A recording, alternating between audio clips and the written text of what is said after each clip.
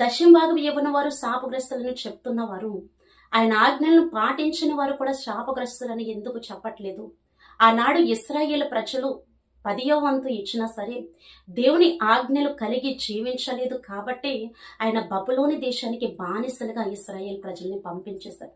ఇక్కడ ఇవ్వడం మాత్రమే ఇంపార్టెంట్ అనుకుంటే చాలా మంది ఇస్తున్నారు, ఇచ్చి దేవునికి విధేయత కలిగిన జీవితం కాకుండా అవిధేయత కలిగిన జీవితం జీవిస్తూ ఉన్నారు.